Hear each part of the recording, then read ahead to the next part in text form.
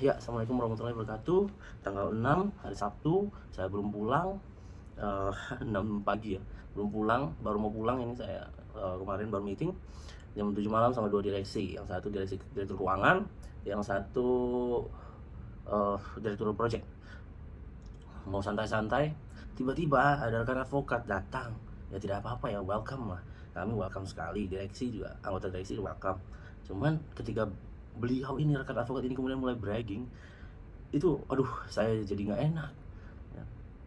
Setelah beliau pergi, setelah beliau pamitan, direktur keuangan yang notabene jebolan luar negeri, S1 nya S2 nya di Indonesia, direktur project S1 Indonesia, S2 nya luar negeri ya, dua-duanya tukang hitung-hitung, itu langsung tanya sama saya ya, Mas saya ini kan yang tanda tangan ya, uh, fee saudara, bukan fee lah ya, komisi ya, karena anda komisioner itu.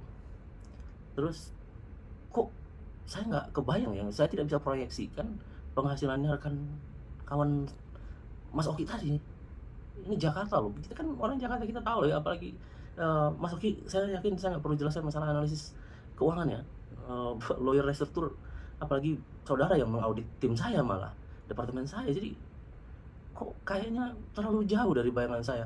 Kalau seperti itu saya mau jadi pengacara saja.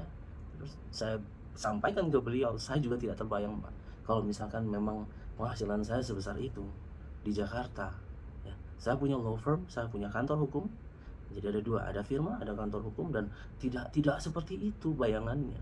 Retensi untuk satu klien ya dari kantor hukum ya, atau firma ya, firma hukum ya, tidak sebesar itu, tidak sebesar itu, karena ini retention. Jadi bukan bukan success fee loh. Kalau success fee oke lah ya, nilai seperti itu, dan itu juga jarang. Ingat bahwa pengacara di Jakarta banyak, kompetitor kita banyak, lawyer-lawyer yang top banyak ya. Ada Bang Fikri ya, Asegaf, ada Mas Bono Darwaji, ada Pak Timo Sukeno sekarang sudah komisaris Garuda, ada banyak kan lawyer-lawyer yang top. Jadi sampai rekan satu ini kemudian bicara masalah fee di hadapan dua direktur ya, yang notabene ya, bagian dari konglomerasi 32 perusahaan. Aduh, saya kaget. Kemarin saya malu sekali.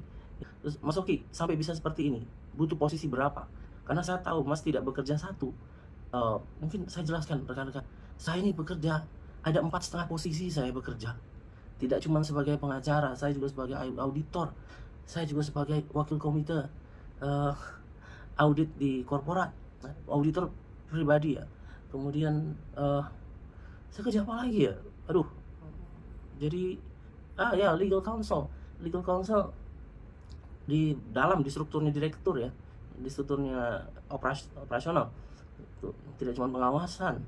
Jadi makanya kemudian beliau tanyakan itu, Anda bekerja berapa banyak untuk bisa capai yang saat ini ya, income saat ini. Dan itu pun income tersebut habis di operasional. Karena apa? Karena lingkungan saya orang-orang seperti itu, yang sebenarnya mereka pengeluarannya sudah besar, dan saya mau tidak mau harus menyesuaikan dengan gaya hidup mereka. Bukan karena saya mau, karena terpaksa.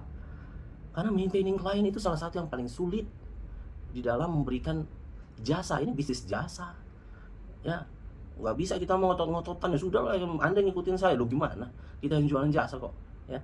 Tapi yang pasti saya banyak sekali saya harus tutupi untuk uh, bidang pengacara ini. Saya harus punya punya apa, supporting income ya. Kalau tidak, waduh, cilaka saya. Retainer ya, dalam 3 bulan mau dapat 1,5 miliar bisa, per 3 bulan pasti dapat tidak ya, tergantung berapa banyak klien yang saudara pegang. Kalau 80 klien iya, karena retensi tidak mungkin, retensi 1 tahun per annum tidak mungkin sebanyak itu ya. 1,5 miliar bisa lah kalau perusahaannya skala besar ya. Saya ada yang 1,5 miliar, cuman biaya operasionalnya ampun-ampunan, karena harus ke sana, harus ke sini, harus ke sana, harus sini, harus ketemu ini, harus ketemu itu ya. Yang pasti begini, lawyer di Jakarta corporate itu seperti halnya profesi lainnya, cuman karena dia jamnya itu tidak terbatas, dan dia dibayar berdasarkan subjektivitas, bukan objektivitas. Dia dibayar berdasarkan subjektivitas klien, itu tidak terbatas penghasilannya ya. Tapi kalau kliennya sudah bisa membayar besar, operasional dia pasti besar, sama seperti saya ya, dan saya sampaikan lagi, dari 4 klien ya, padahal ini perusahaan ya, 2 perusahaan misalnya itu mau untuk membayar billable hours, tapi 2 perusahaan lainnya belum tentu mau untuk bayar billable hours. Ada yang mau membayar billable hours ke firma atau ke kantor hukum ya, tapi ada yang mau malah menempatkannya ke pribadi. Ada beberapa perusahaan tunjuk saya pribadi, bukan firma saya, dan malah saya dibayar billable hours di sana, tidak bulanan. Itu yang menyebabkan penghasilan saya bisa membantu untuk ke yang lainnya, untuk operasional lainnya. Tapi hati-hati ketika berbicara dengan orang-orang yang kemudian dia eksak, dia melakukan perhitungan. Jangan salah, itu keuangan itu bukan ilmu sosial loh. Manajemen keuangan bukan ilmu sosial. Dia ilmu eksak, dia perhitungan. Jadi orang-orang ini kan orang-orang yang sangat logis ya. Logisnya logis angka pula ya, logis numerik logikanya. Berbahaya. Malah jadi konyol. Saya agak malu kemarin. Agak malu ya, tapi saya coba alihkan ke yang lain-lain ngobrol ya. Cuman saya terima kasih sekali sama Pak Dir, dengan ada satu asistennya lah yang datang ya di akhir. Itu itu bisa mewajarkan ya, mewajarkan. Tapi ya dia sampaikan kepada saya ya, beliau sampaikan kepada saya, untungnya penasihat kami, advisor kami ya tidak seperti itu ya Mas Oki ya. Saya yakin apalagi saudara ini orang restruktur, jadi Anda akan berhitung terus juga sama-sama kami, bareng-bareng kami ya. Jadi Anda bisa melogikakan ya, melogikakan secara angka ya. 5 miliar saja itu saya rasa dari satu klien ya, itu nilai yang sangat besar. Kalau dari satu klien, kalau dari 3 klien oke, masuk akal 5 miliar dari 3 klien.